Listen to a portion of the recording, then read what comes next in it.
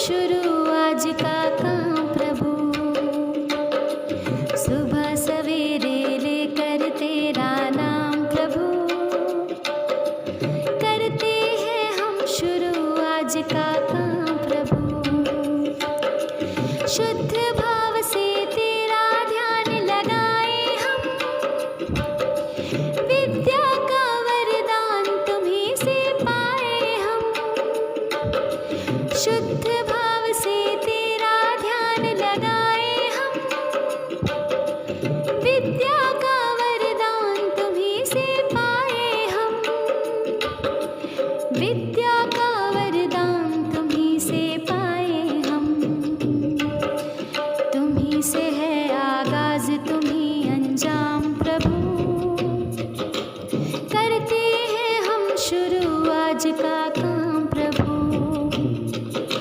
सुबह सवेरे लेकर तेरा नाम प्रभु, करते हैं हम शुरू आज का काम प्रभु।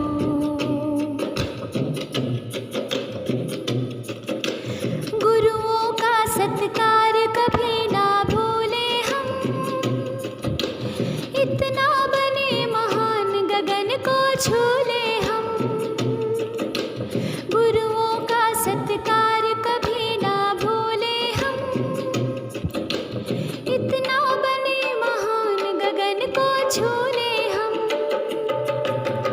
इतना बने महान गगन को छू ले हम।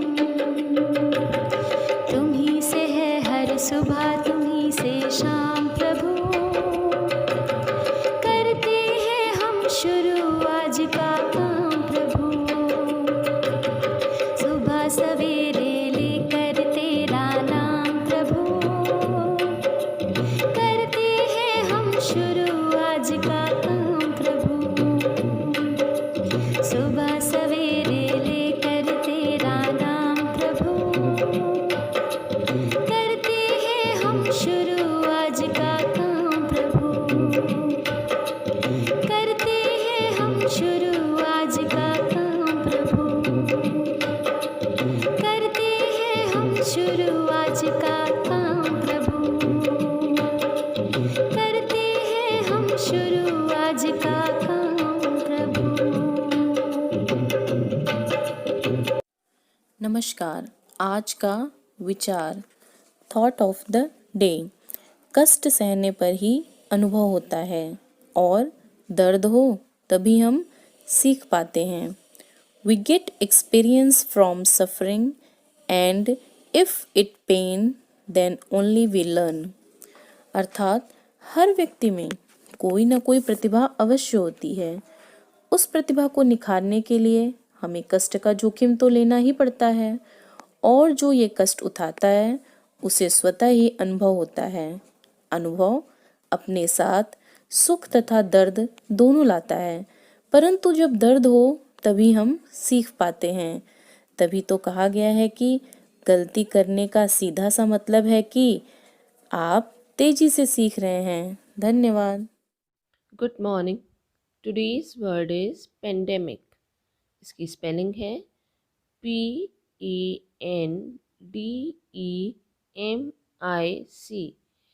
पेंडेमिक। इसका हिंदी अर्थ है विश्वव्यापी महामारी। इसे एक वाक्य के माध्यम से समझते हैं। In the disease centre scientist are working hard to ensure the world does not see another viral pandemic. रोग केंद्र में वैज्ञानिक कड़ी मेहनत कर रहे हैं जिससे दुनिया एक और वायरल महामारी ना देखे। धन्यवाद।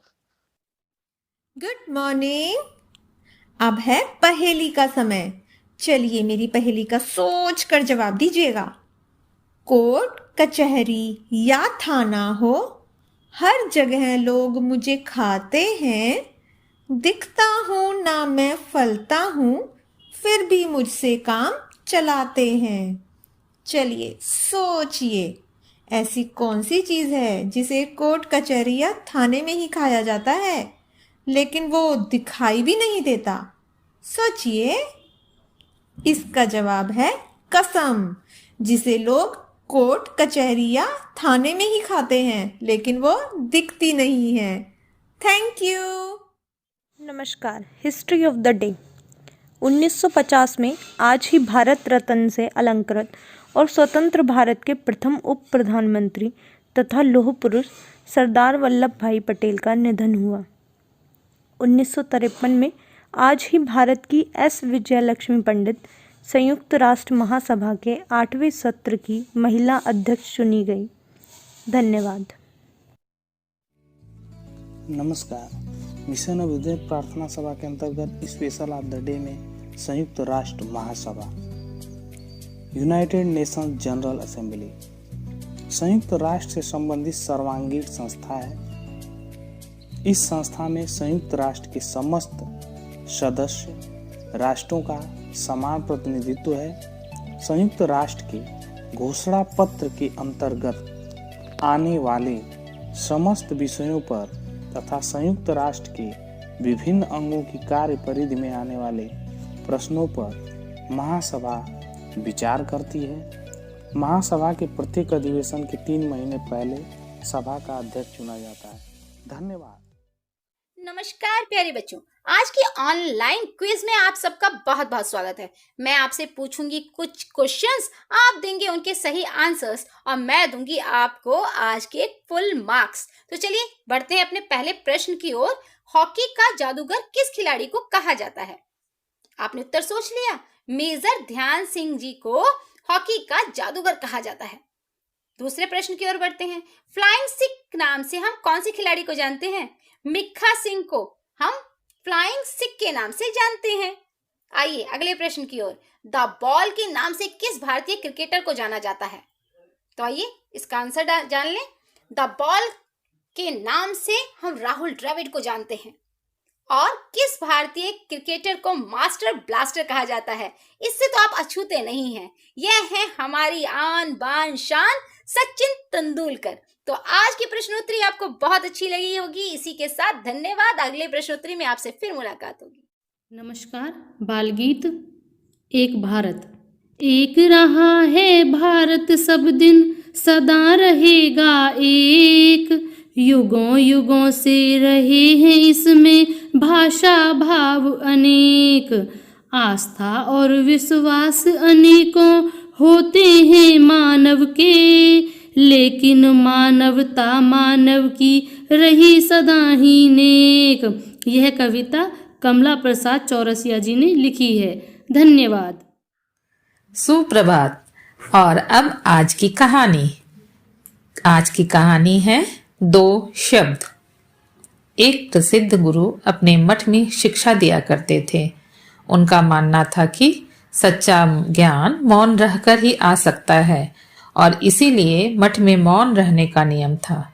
लेकिन इस नियम का भी एक अपवाद था। 10 साल पूरा होने के बाद कोई शिष्य गुरु से 2 शब्द बोल सकता था। 10 साल बिताने के बाद एक शिष्य गुरु के पास पहुंचा। उन्होंने शिष्य को 2 उंगलियां दिखाकर अपने 2 शब्द बोलने का इशारा किया। शिष्य बोला, गंदा खाना। गुरु ने हाँ में सर हिला दिया। इसी तरह 10 साल और बीत गए और एक बार फिर शिष्य गुरु से बोला, बिस्तर कठोर। गुरु ने एक बार फिर हाँ में सिर हिला दिया। करते करते 10 और साल बीत गए और इस बार वो शिष्य गुरु से मठ छोड़कर जाने की आज्ञा लेने के लिए उपस्थित हुआ और बोला, नहीं होगा। गुरु बोले, जानता था, और उसे जाने की आज्ञा दे दी। और मन ही मन सोचा, जो थोड़ा सा मौका मिलने पर भी शिकायत करता है वो ज्ञान कहाँ से प्राप्त कर सकता है।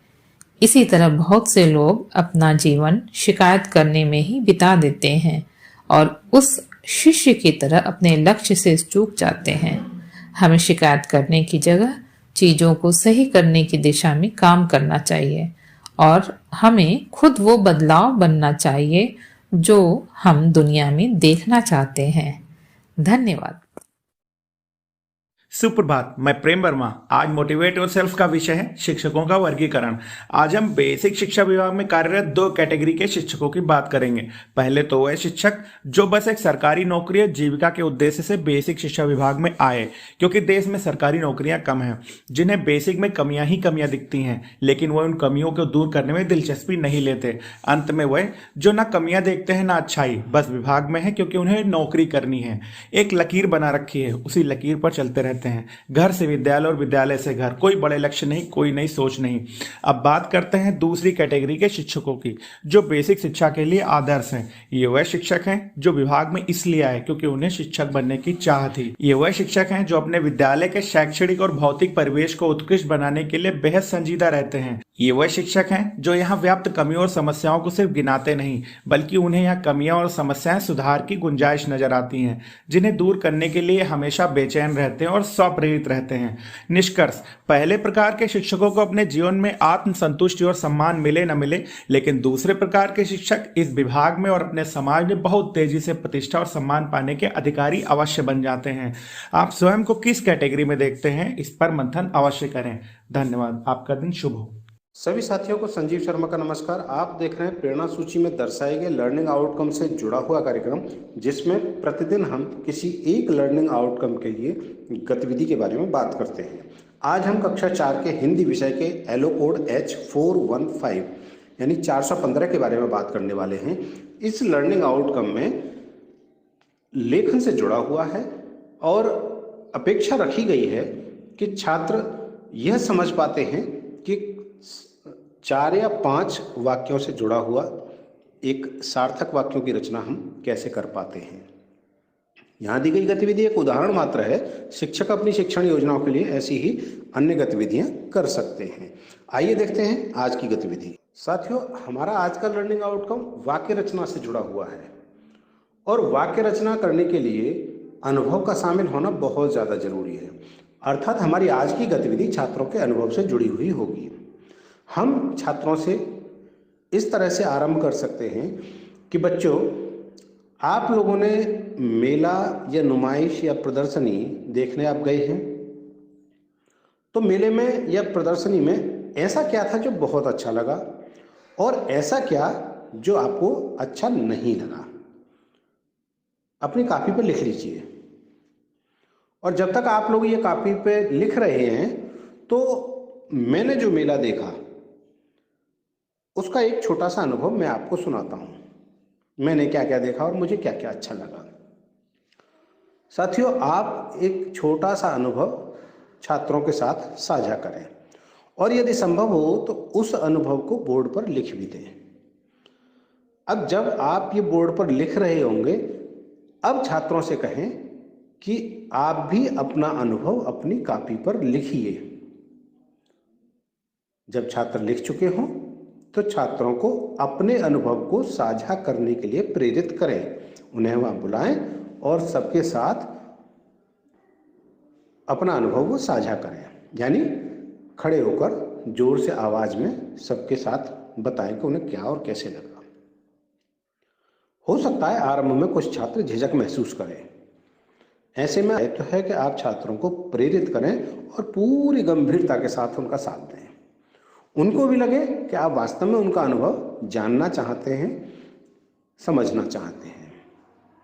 आप देखेंगे कि छात्र जब अपना अनुभव साझा कर रहे हैं तो कुछ बहुत अच्छी बातें और बहुत अच्छे वाक्य आपके साथ साझा कर पाएंगे। इसके लिए थोड़े से अभ्यास की आवश्यकता होगी, वो आप करा सकते हैं और आप देखेंगे कि धीरे धीरे छात्र वाक्य रचना में एक्सपर्ट होते जा रहे हैं। तो इस तरह से इन गतिविधियों को करा सकते हैं। कराते रहें गतिविधियां और हासिल करें प्रेरणा लक्ष्यों को। हम बनाएंगे प्रेरक प्रदेश उत्तर प्रदेश। जय हिंद, जय